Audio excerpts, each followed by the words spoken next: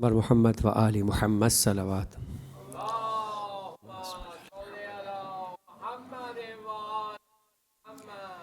لا حول ولا قوة إلا بالله العلي العظيم.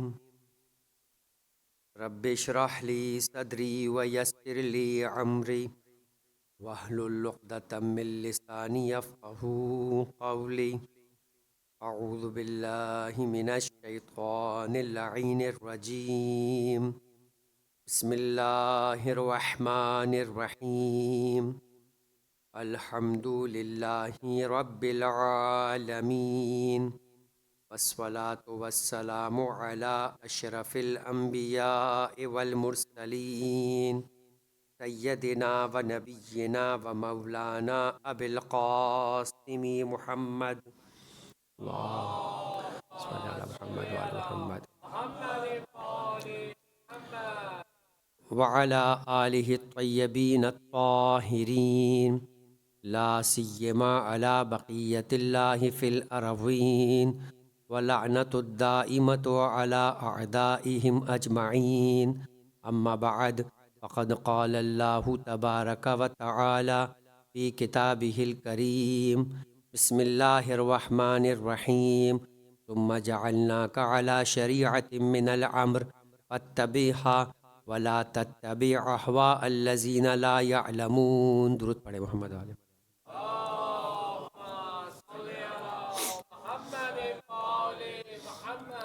عزیزان محترم، احکامات شرعیہ کے عنوان سے آپ کی خدمت میں مسافر کے روزوں کے احکام کا بیان ہو رہا تھا، اور اس سلسلے کے اندر وہ کون سی شرائط ہے جو کسی مسافر کو مسافر بناتی ہے. جو 8 شرائط مراجعین کرام نے بیان کی، اس کا تسلسل کے ساتھ تذکرہ کل اپنے اختتام کو پہنچا. آج ان 8 شرائط پر مشتمل جب ایک مسافر اپنے سفر کو کرتا ہے اور حکم شرعی کے اعتبار سے مسافر بن جاتا ہے، تو پھر اس کی نمازیں بھی قصر ہو جاتی ہیں اور اس کا روزہ بھی ساقط ہو جاتا ہے. ساقط ہونے کا مطلب تو یہ ہے کہ ماہ رمضان کے بعد ان روزوں کی قضا کرنی ہے. البتہ جو نمازیں قصر ہو جاتی ہے وہ اپنے اعتبار سے ادا ہو جاتی ہے، پھر اس سلسلے میں مزید اس کی کوئی ذمہ داری نہیں ہوا کرتی. اب یہاں پر چونکہ مسافر کی شرائط کا بیان ہوا، تو کچھ چیزیں مسافر کے احکام کے اعتبار سے بیان کرنا ضروری ہے کہ جو عام طور پہ مسافر کی شرائط کے بعد بھی کچھ مزید شرطیں باقی رہ جاتی کہ جس کی وجہ سے مسافر کے احکامات میں تبدیلی آتی. ان میں سے ایک چیز ہے وطن. اور چونکہ اپنے ملک سے باہر چاہے کام کے سلسلے میں انسان نکلا ہو یا تعلیم کے سلسلے میں نکلا ہو یا مثال کے طور کے اوپر اپنے بزنس ٹرپ کے اعتبار سے کسی مقام پر جا کر اسے ایک طویل عرصہ گزارنا ہو، تو اس اعتبار سے احکامات جو ہے وہ اقامت کے اعتبار سے بدل جاتے ہیں. ایک مسافر ہے جو جنرلائز مسئلہ ہے کہ انسان زیارت پہ جاتا ہے، حج کے سفر پہ جاتا ہے. حج بعض اوقات 14 دن کا بھی سفر ہوتا ہے، بعض اوقات 24 دن کا بھی ہوتا ہے، اور بعض اوقات 44 دن کا بھی ہوتا ہے. تو اس اعتبار سے حج پر جانے والا ہر مسافر ایک حکم کے ساتھ نہیں جڑا ہوتا. کچھ ایسے مسافر ہیں کہ جن کو مکے کے اندر حج سے پہلے اپنی پوری نمازیں پڑھنا ہوتی. کچھ مسافر ہیں کہ جن کے لیے حج سے پہلے بھی پوری نماز نہیں ہوتی اور حج کے بعد بھی پوری نماز نہیں ہوتی. تو یوں نہیں ہے کہ آدمی یہ سمجھے کہ میں نے اگر حج پر جانے کے اعتبار سے کسی ایک شخصیت کی یا کسی ایک شخص کے عمل کو دیکھ لیا تو اس کا مطلب یہ کہ میرے لیے بھی یہی امر طے پائے گا. اب اگزامپل ہے، بعض اوقات آپ ہوٹلز کے اندر ہر روم کی ڈائریکشن قبلے کے اعتبار سے الگ ہو جاتی. تو آپ کسی کے روم میں گئے اور آپ نے دیکھا کہ وہ یوں قبلہ رخ نماز پڑھ رہا ہے، اور جب اپنے روم میں گئے تو آپ بھی یوں ہی نماز پڑھنا شروع ہو گئے، اور کسی نے آ کر آپ سے سوال کیا کہ قبلہ تو اس طرف نہیں ہے. کہا کہ میں ان کے روم میں گیا تھا، وہ وہیں پہ نماز پڑھ رہے تھے. یا ہو سکتا ہے کہ آپ نے کسی عالم دین کو بھی دیکھ لیا ہو، کہا وہ اس طرح سے نماز پڑھ رہے تھے، تو ہم نے سوچا کہ وہ تو غلطی نہیں کریں گے. کہا انہوں نے غلطی نہیں کی ہے، آپ کے کمرے کی ڈائریکشن اور ہے. آپ نے اپنے کمرے کی ڈائریکشن دیکھ کے فیصلہ کرنا ہے، کسی اور کے کمرے میں جا کر بات نہیں ہوگی. تو ہر شخص اپنے جوتے میں پاؤں ڈالتا ہے تو اس کی سائز الگ ہوا کرتی ہے، تو اپنی سائز کے مطابق اپنے حکم پر عمل کرنا ہے.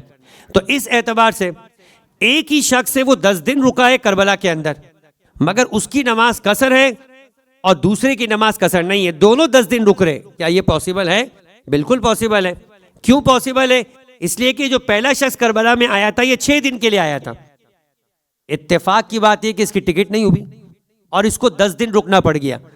ارادہ لے کر آیا تھا 6 دن کا، بعد میں تاخیر کی وجہ سے 10 دن ہوئے، ابتدا سے 10 دن کا ارادہ نہیں تھا۔ جس طرح وہ 44 کلومیٹر کا سفر کرنے والا، شرط یہ تھی کہ جب اپنے شہر سے نکلے تو ابتدا سے 44 ہو، ٹوٹل سفر 44 کا ہو، اس سے حکم نہیں جانچا جا سکتا، ابتدا سے 44 کلومیٹر ہو۔ تو آپ اگر سفر کر کے کسی جگہ پر 10 دن رکے، یہ نہیں چیک کیا جائے گا۔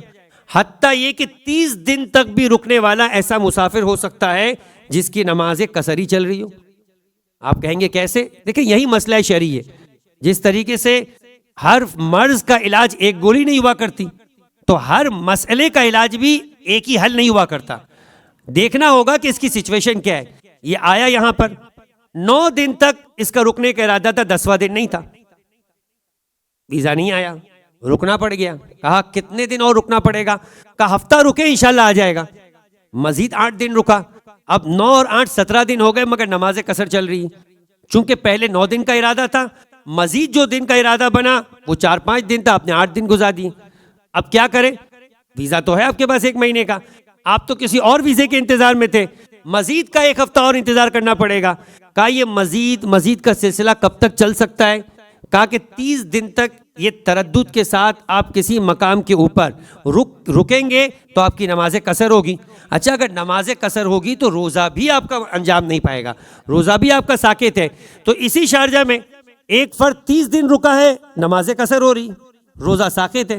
اور اسی شارجہ میں دوسرا شخص ہے جو 10 دن کے بعد 11ویں دن چلا گیا، 10 کے 10 دن روزہ رکھ کر نمازیں اپنی پوری پڑھ کے گیا۔ تو دونوں اپنے مقام پر درست ہے، دونوں کے لیے شرعی مسئلہ الگ بنے گا۔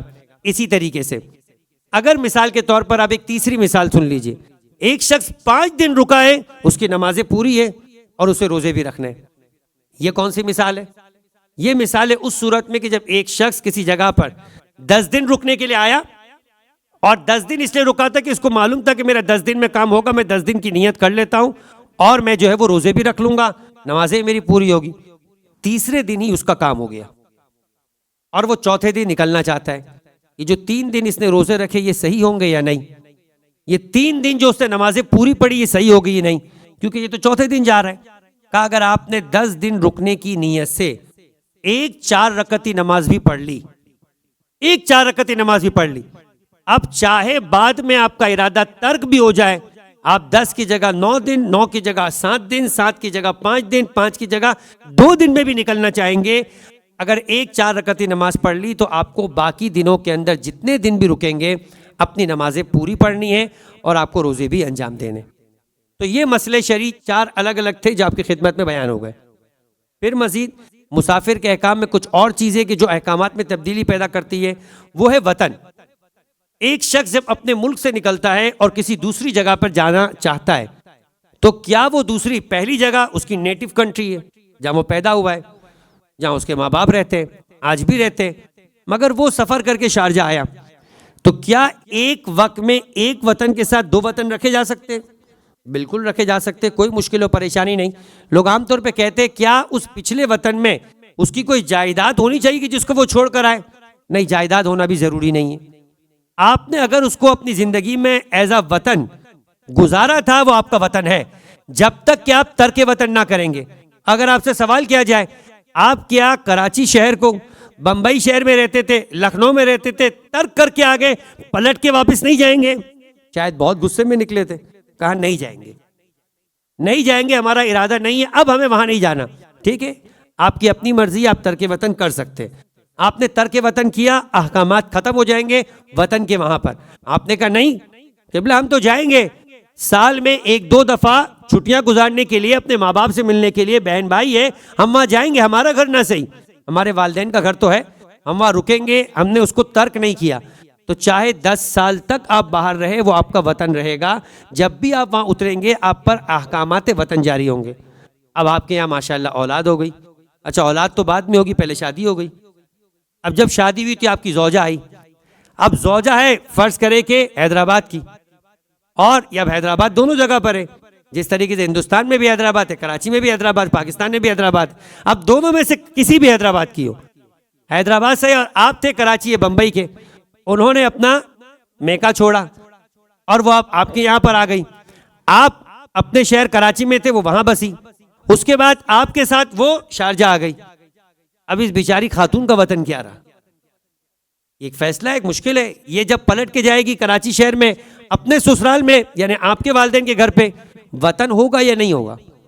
یہ پلٹ کے اپنے میکے میں جائے گی، وہ وطن ہوگا یا شارجہ وطن ہوگا؟ تو سب سے پہلے تو ایک بات کی جائے کہ وطن 1 سے 2 اور 2 سے 3 بھی ہو سکتے ہیں، تاکہ یہاں پر اور مزید مسئلہ واضح ہو جائے. ابھی تک 2 وطنوں کی بات ہوئی تھی، ہمارے 3 وطن بھی ہو سکتے ہیں. پہلی بات تو یہ. اب آیا 3 وطن ہوئے یا نہیں ہوئے، اس کا فیصلہ ہوگا انسان کے سکونت اور انسان کے رہائش کے فیصلے پر. اگر وہ حیدرآباد سے رخصت ہو کر کراچی آئیں اور کراچی آنے کے بعد انہوں نے وہاں پہ 2 سال گزارے اور وہ وہیں پر اپنے شوہر کے ساتھ زندگی بسر کر رہی ہے، اب اپنا وطن یا اپنا علاقہ جو حیدرآباد تھا اس کو چھوڑ کر آئیے کہ ٹھیک ہے ماں باپ سے ملنا ہے مگر اب میرا واپس وہاں پہ جانا نہیں ہوگا، تو وہ وطن ختم ہو گیا، کراچی اس کا وطن ہو گیا. کراچی میں 2 یا 3 سال گزارنے کے بعد اب شوہر کی چونکہ جاب شارجہ میں تھی تو وہ شارجہ آ گئی اور شوہر کے تابع. شوہر کہہ رہے اب ہمیں یہیں رہنا ہے، ہم کراچی فقط ملنے کے لیے جائیں گے مگر وہ ہمارا وطن نہیں اور ہمیں اپنے بچوں کے ساتھ بھی یہیں سیٹلڈ ہونا ہے. تو کراچی شوہر کا وطن بھی تھا، اس نے بھی ترک کر دیا، بیوی کا وطن تھا، اس نے بھی ترک کر دیا. اب دونوں کا وطن صرف اور صرف شارجہ رہ گیا کیونکہ وہ حیدرآباد کو پہلے ہی ترک کر کے آ چکی تھی. تو سارا فیصلہ ہوگا کہ آپ اپنی کس نیت کے ساتھ کس انداز سے رہ رہے ہیں اور اسی کے مطابق آپ کے احکامات جو ہے وہ تبدیل ہوتے ہوئے نظر آئیں گے. درود پڑھے محمد وآل محمد پر.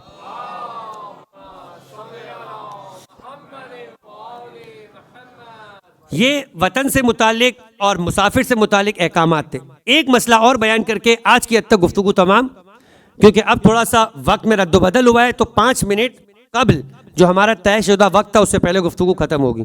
اور وہ ایک بڑا مشہور مسئلہ آپ نے سنا ہوگا، یہ کہ انسان کچھ علاقوں میں مسافر ہونے کے باوجود اختیار رکھتا ہے کہ چاہے قصر پڑے چاہے تمام.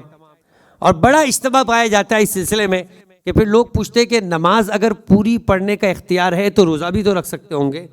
کہا نہیں، روزہ نہیں رکھ سکتے لیکن نمازوں میں آپ کو اختیار دیا گیا ہے کہ آپ نمازیں پوری پڑھیں. اور بڑا عجیب جملہ ہے، کہا کہ پوری پڑھیں گے یہ افضل ہے، قصر پڑھیں گے یہ احوط ہے. اب یہ شرعی اصطلاح ہے، مطلب یہ کہ آپ پڑھ دونوں سکتے ہیں. آپ کسی کو بھی پوری پڑھتے ہوئے دیکھیں تو یہ مت کہیے کہ یہ تو بہت ہی متقی ہے اور ایسا ہی کرنا چاہیے. اور اگر کوئی دوسرا مسافر قصر پڑھتا ہوا نظر آ رہا ہے اسی مسجد نبوی کے اندر تو اس کو ٹونٹ کرتے ہوئے نظر آئے کہ میاں یہاں پر پوری پڑھ سکتے ہیں تو قصر کیوں؟ یہ شریعت نے اس کو اختیار دیا ہے اور اس کے پاس شرعی وجہ بھی موجود ہے. لیکن ابھی ہم وجہ میں نہیں جاتے، دونوں اختیار ہے ہر مسافر کے لیے جو 10 دن سے کم رک رہا ہے 4 جگہوں پر دنیا میں، مسجد الحرام میں، مسجد نبوی میں، مسجد کوفہ میں اور قبر امام حسین علیہ السلام کے اطراف میں. اب مسجد الحرام اور مسجد نبوی یہاں پہ کچھ اختلاف ہے اور وہ یہ کہ خالی مسجد الحرام و مسجد نبوی میں یا پورے مکے و مدینے میں.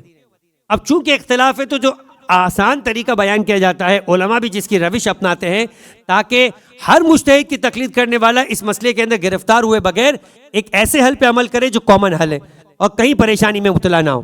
کیونکہ یہ مسئلہ ہے کہ پرانا مکہ اور پرانا مدینہ، دیکھیں سب سے پہلے تو پرانی مسجد نبوی اور پرانا مسجد الحرام بہت چھوٹی جگہ تھی.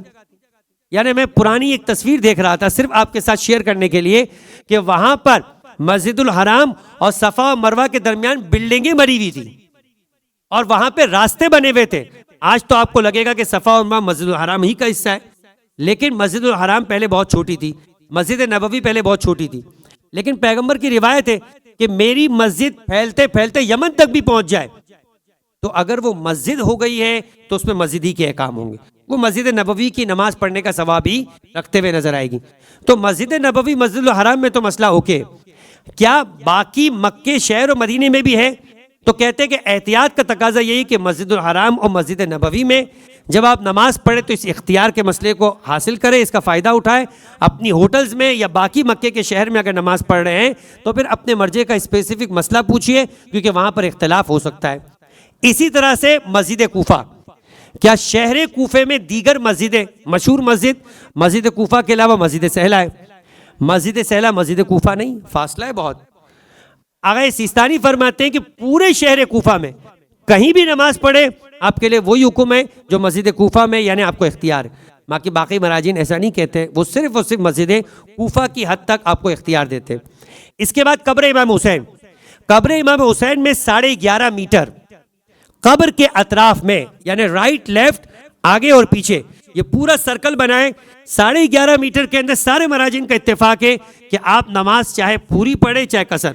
اس کے بعد کے حصے میں اختلاف ہے، رواق میں کیا حکم ہے، حرم کی دیگر مقام پہ کیا حکم ہے. شہر کربلا میں تو سب کا اتفاق ہے کہ آپ کی نماز قصر ہی ہوگی، مگر حرم کے اندر 11.5 میٹر کے بعد پھر اختلاف شروع ہو جاتا ہے کہ آیا رواق شامل ہے یا روزہ بھی شامل ہے یا دونوں شامل ہے. 11.5 میٹر تک سب کا اتفاق ہے. بالخصوص آغا سیستانی تو فقط 11.5 میٹر کے علاقے ہی میں اختیار دیتے ہیں کہ آپ نمازیں اپنی قصر بھی پڑھ سکتے پوری بھی. ایک یاد دہانی کے ساتھ اس مسئلے کو ختم کرتے کہ چاہے نمازوں کے آپ کو پورے پڑھنے کا اختیار ہے، مگر روزہ بالآخر آپ نہیں رکھ سکتے جب تک کہ کربلا میں 10 دن کا آپ کا قیام نہ ہو جائے. اسی کے ساتھ اپنی گفتگو کو تمام کرتے. پروردگار عالم کی بارگاہ میں دعا کرتے کہ ہمیں احکامات دینی کو علم حاصل کر کے اس پر عمل کرنے کی توفیق عطا فرما.